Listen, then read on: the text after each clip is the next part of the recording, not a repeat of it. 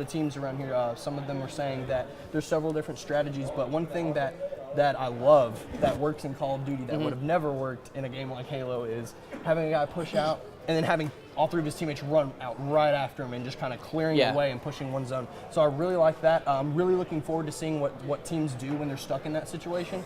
So as far as strike zone domination, I'm really looking forward to watching the rotations and seeing how teams kind of play that out. Exactly. So strike zone, for me, I think it's a pretty interesting map. We'll talk about it later as far as spawns and how a lot of strategies go when we get into the game of domination there on strike zone. But strike zone, for me, I mean, a lot of the maps, strike zone it has to be the smallest one. I mean, when the developers are going into Call of Duty goes, one of the biggest things is that when I first picked up the game, I first started playing the game, all of the maps were so big, and that's one of the biggest things that anybody on Twitter and stuff was complaining about, was the big maps, how fast you died, and honestly the second one, everyone just kind of got used to it. They didn't add any extra health, but it was just something that you had to get used to.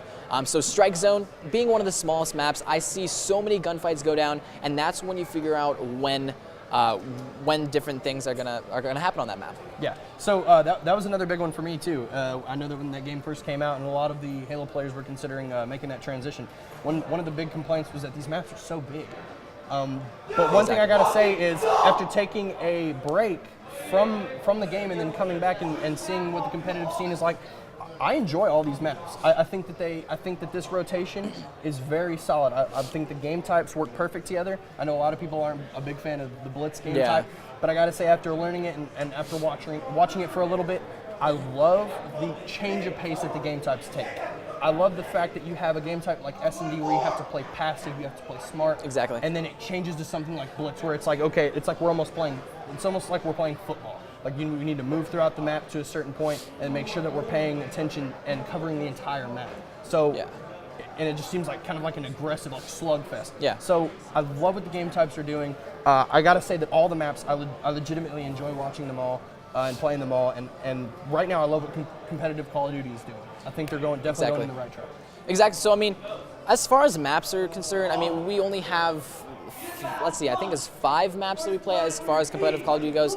And when we're watching, or when I'm playing each of these maps, I mean, I'll go into each of these maps, I'll play them really nice, and then let's just say I go into a public match. I'll get these really weird, I'll get really, I don't know, we'll get a really big map, some of the bigger ones, and I go into it and I'm like, this is too big, I don't like this map at all. So it looks like we're actually going to be going into round 3. The round 3 game types are Domination on Octane and S&D on Sovereign. Well, it's just fine. I mean, we'll just be able to talk to everything, or we'll be talking about the other game modes. Right? Yeah, exactly. So we're going to go ahead and start here. We only got a 36-second wait time. So for you guys, I mean, it's going to be really great. For the first time, you guys for the first time hearing me cast as well as Valen over here, it's just going to be a really great time. So there's one player that I really want to start and kick it off with, and that would be the Prefix on Team Karizma. He's one of the guys who gets loud. He's one of the guys who's been very vocal this weekend, and that's something that we asked to see. So let's go ahead and hop on board with the Prefix starting out. You want to go with the Prefix? The Prefix. All right, no problem, guys. So before the fix. Right here on Octane, a lot of people try to say that you don't have a really good, you don't have a good side. But me personally, I think this side is the bad side because you have such a far, I don't know, you have such a far place from A. Let's just say you spawn in the back of A. To go for B, I feel like it's a lot further than if you go from A. And then if you get that A spot. Yeah, exactly. So when I think Domination, when this game starts off as the Prefix picks up a kill, I love pushing off Sean and heading towards the middle of the map this way. I love this route that he's taking. I think that there's just more cover, and when you look at some of the ARs for both teams, it seems like when they look down the middle of the map, it's from the Humvees, and for me, it just seems like it's just a quicker way to get to the side and there's more cover. I don't know if other people feel that way, but I prefer to see players push this in this direction.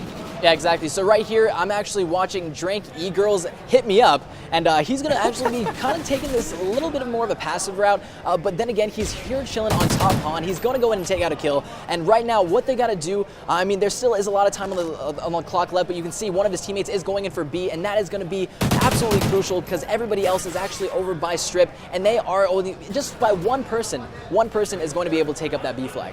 So I think I try not to get off topic, but I gotta say that this is probably the best game tag I've ever seen. Grant, you reels hit me up. that really threw me off when you said that. But so hopping on with Cores as he gets taken out, I'd love to see this game type kind of to take a turn. I see that B.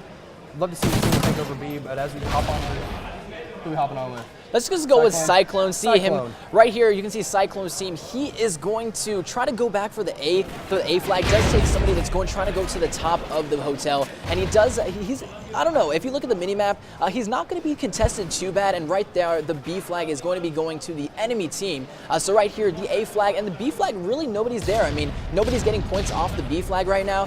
So I mean, one team has the A flag, one team has C flag. One of the teams has to go up and try to make that first push in for it. So I noticed that was type of rotation period right there, where Cyclone was able to get the A point and actually influence his teammates' spawns as he moves across the map, picking up a kill at gas.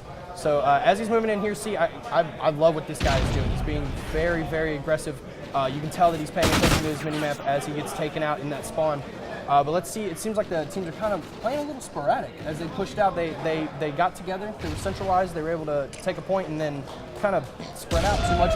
Do you see that a lot from a team where they kind of spread out, or is it more of a centralized push from one side? It just all depends on what flags you're holding. If they have the A and the C flags, they're just going to take their initial spawn and kind of like spawn sporadically around the map, like you were saying. Use the word sporadic. But like as I say that, the prefix is going to be going in for the B flag, seeing if he's going to be able to take it by himself. Oh, and there's actually two players on it, and they are able to take the B flag.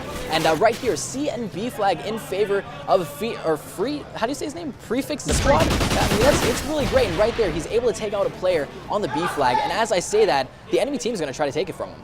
Awesome. So I love that spot that he was sitting. I know that's a very popular spot near B, but it seemed to take that over, and then see if the teams actually take advantage of that spot. As I believe I'm not sure what this team name is. Scuffy is putting in work in the middle. So once a team has established that middle control of this map on Octane, where do you like people to hang out? Is it more of a camping area? Like once a team has A and B, is it on this side of the map? Do they like to compete, or is it better if they're at motel? Or? I guess it just all depends on what, like I said, it all depends on what flags you have. So if you have C, whatever maps you're going to play, and it looks like we're actually lagging here a little bit. So Cork's the god, and like I was saying, so depending on which flags you hold, you're going to want to stay back for the most part, just so you can get, number one, so you don't push too far into their spawn and kind of influence the spawns a little bit and get them to spawn behind you and be able to take that flag. But as I'm saying this, guys, right here, it looks like the prefixes squad right here are going to be, they almost get a triple, no. Sorry, the other team is actually almost getting a triple cap. They were really close to it, and this last flag, Cyclone, he's going to go in for the C flag, and I don't know, they're actually, as I say that, they're going to be losing the other two flags. Man, that's one thing about this game type, is you got to stay on it. This is constantly changing. So one thing that I would like to see from Cores and the prefix, Team Karizma, is their communication. It kind of seems like everybody's kind of doing their own thing. I'd like to see maybe more communication as far as where they need to be pushing and who's shooting what. But Cyclone, man, this kid is really doing work. I want to hop on board with him as he gets taken out. He's going 13 and 8 this map, kind of carrying his team along with Scruffy. Right there, guys. So we are actually done with the first side here on Domination Octane. Right here, you can see that UC are going to be up by 20 points. So 20 points going up in the next match is a pretty big difference, and it's kind of going to be the difference between either they win or lose. So next round, what do you think they have to do to be able to, number one, get those points back, as well as maybe even win the entire thing? Well, I think that one thing that you got to be thinking if you're Team Karizma is you got to be talking about what are we going to do as soon as we spawn. Like obviously everyone has their starting stretch, but we need to be talking about what we're doing together. Because one thing that I noticed is that they kind of were just spread out everywhere. They weren't really working together. So one thing that I know UC going up by 20 points, that's kind of when you get into panic mode a little bit. So you know that 10 point difference isn't really that big of a deal, but once you start to dip into that 20, 25 point range, yeah, that's when panic mode has to set in. But I know that this team is very level-headed. Talking to them today, so I know that that's something that they can easily come back from. They do thrive off of energy, so I want to see them get loud. They've been getting shut down. Yeah, you know, you're kind of right about that. I've heard from the other stations a lot of, I guess you can call it trash talk. I hyped them up, I really did. Yeah, I mean, you can, especially, I mean, if you have like maybe a coach or something that can hype you up a little bit, that could be the difference between you winning or losing just for getting that hype. So we're actually going to start this off. We still got quite a bit of a time to go into here. So what we're going to actually do is, on this last part, we're going to go and see. Let's just see what, I don't know, prefix. We gave him a lot of camera time, so let's just go with Guam. He's going to be the last one here, and I actually didn't watch him too much in the last one, but then again, that doesn't mean that they're going to come off the spawn and just be. I mean, they can really do anything off the spawn, and that's, like you said, is going to be one of the main factors on who takes this game. So it looks like Guam's going to get a little bump on his cap here and get these grenades across the map. I noticed that is a huge thing on this map, especially nading that the whole gas area as he pushes up towards Pawn. See if he's going to try to catch somebody off here. Ooh, it actually looks like Guam, he's going to go up to the top pawn area, and it looks like two players are right next to each other, but he does get taken out, and that is why you got to check your corners once you go up that ladder. You don't know who could be up there. I mean, especially it being closer to their spawn. B flag still not captured by anybody, so Frost UC, he's going to be standing outside the B flag, waiting to see. That spot we talked yeah, about, exactly. I mean, so sneaky. Really, what he was trying to do is make sure, see if he can get one of his other teammates on him, and somebody's going to take him out from behind. Frost UC not able to take it out, so let's see who's going to be on that B flag. It doesn't look like anybody's actually on the B flag right now, still neutral, so score 9-9 with 4 minutes left. So that Drank E-Girls hit me up as he pushes towards bottom motel here. Let's see if he can get this kill, and that's a very impressive kill by Drank. See if we can find somebody else coming out of here. But again, this whole AR setup on the map, I just love it. I noticed that some teams, they do run the 2-2 on this map opposed to the 3-1, which seemed to be the favorite here at this event. I mean, definitely. B still being vacant. That is very surprising that no one has picked up B yet. They've been very gentle and very passive with that whole point. I mean, as far as the B flag not being taken right now, as I say that, somebody is going to be jumping on that flag. But I mean, it kind of just shows how equal the teams are. Both teams not allowing the enemy team or the opposite team to be able to take the B flag. But as I say that, the B flag does go in favor of this UC squad. So I mean, 20-16, this is really not big points at all. Not really usually what I'm used to seeing, especially on a domination game mode. And as I say that, this Karizma side is going to take the B flag from them. So I'd love to see, I want to see this team. I hear them kind of getting fired up a little bit, but someone's got to make a play on this Karizma squad. That's just the bottom line, and this UC squad is doing a heck of a job with their ARs, making sure they have all these angles cut off for this B. Yeah, exactly. So as far as the Karizma squad goes, you can see right now they're up by, it looks like 9 points, and they're really going to need to pick it up if they want to win this Domination Octane, because like we were saying, in the last round, they were down by 20 points.